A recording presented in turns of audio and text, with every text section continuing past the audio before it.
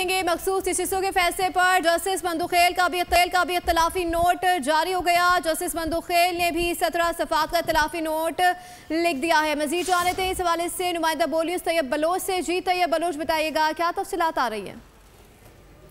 मखसूस नशिस्तों के तफसीली फैसले के खिलाफ जो है वो पहले चीफ जस्टिस काजी फैज़ ईसा ने अपना इख्तिलाफी नोट लिखा। उसके बाद जस्टिस जमाल खान मंदुखेल की जानिब से भी जो है वो 17 सफ़ात पर मुश्तमिल जो है इख्तिलाफी नोट लिखा गया। और जस्टिस जमाल खान मंदुखेल ने वाज़े तौर के ऊपर कहा है कि जो अक्सरियती फैसले में तरीके इंसाफ को जो है वो नशिस्तें देने का कहा गया, मैं उससे इत्तफाक नहीं करता। और ये भी कहा गया कि मखसूस नशिस्तों के लिए जो है वो आइन और कानून में दिया गया तरीक़ाकार मौजूद है, और अगर उस तरीक़ाकार को जो है वो फुलफिल नहीं किया गया, फॉलो नहीं किया गया, तो फिर उनको इस तरीके से मखसूस नशिस्तें नहीं दी जा सकती। और ये भी उन्होंने कहा है कि इलेक्शन एक्ट के मुताबिक जो है वो 3 दिन का वक्त जो है वो मेंबरान को दिया जाता है कि वो अपनी पार्टी के साथ एफिलिएशन जो है वो वाजे करें। लेकिन यहाँ पर जो है वो 15 दिन जो है वो दिए गए हैं कि जो कि आइन की रूह के जो है आइन की रूह के आगाह करे थे। आपका शुक्रिया।